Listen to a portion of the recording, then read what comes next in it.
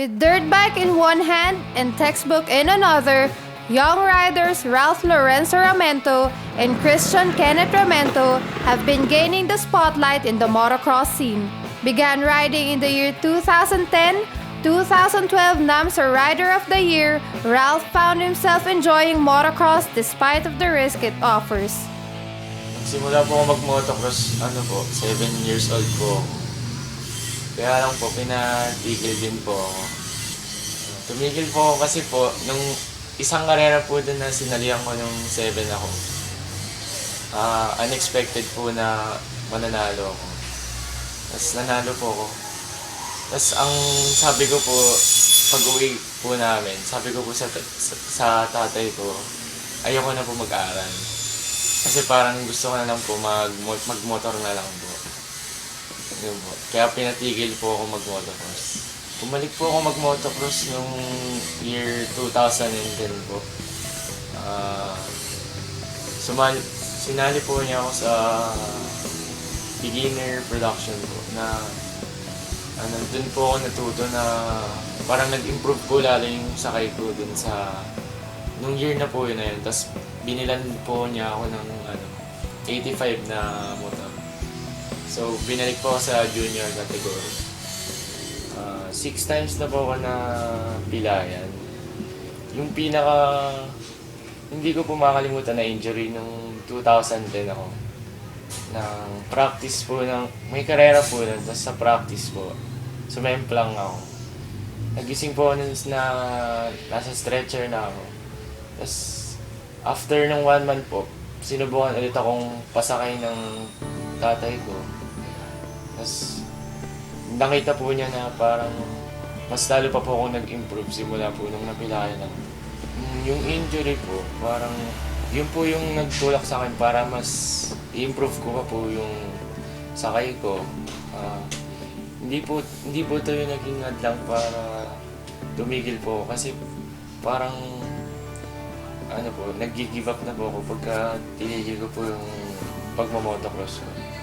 At saka naiintindihan ko naman po na part talaga ng motocross yung injury kasi nga po delikado nga po yung motocross. Na-enjoy ko naman po mag-motocross. Kasi po, parang, hobby siya, tsaka sport siya. Tapos, yun po yung dahilan kaya po nag-workout kami to be physically fit po. 1 week preparation po bago kumarera. Training po muna bago maglaro-laro ng mga Xbox. Tsaka matutulog po ng maaga. Kasi kailangan po sa motocross, kailangan hindi ka po puwet. Kasi pag puwet ka, mahina yung katawan mo.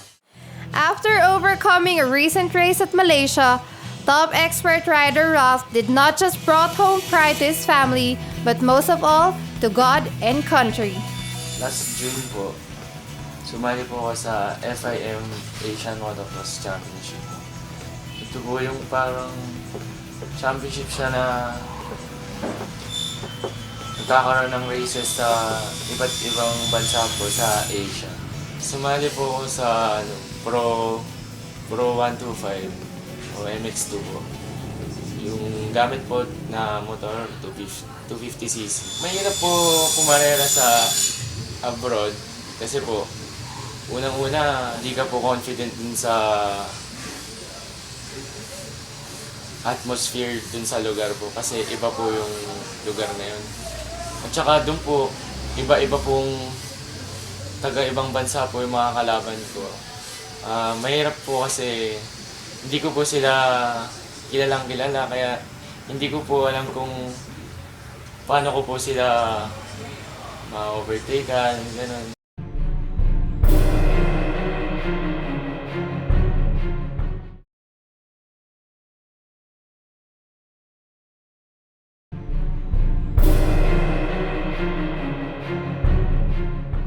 More than teammates in the outdoors, Ralph and Christian are the kind of brothers who spend time with each other beyond motocross. Si Kuya mabait naman siya pagka papatulong ka. At saka pagka sa racetrack, tuturuan ka niya kung paano yung mga portion na nahihirapan ka. At pagka sa karera, siya yung magsisenyas sa'yo kung ano yung gagawin mo. At minsan pagka nagalit siya, dahil pagka sobrang bagal ka kumilos. Tsaka late akong nagigising. Pag magpa-practice, kaya ako napapag-late. Minsan.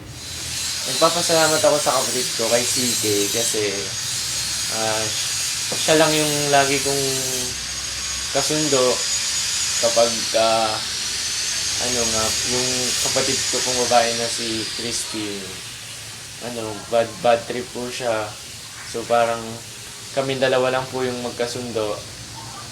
Tapos sa motocross po, lagi ko po siyang kasama sa training po. Ayun po. Tapos nagpapasalamat din po ako sa daddy ko tsaka sa mami ko kasi po sila po yung nagbibigay ng 100% na suporta sa amin para makapag-motocross lang po kami tsaka makapag-aral. Ang message ko naman kay Kuya Ralph, salamat sa parati pagtulong sa akin sa karera, pati sa mga studies, sa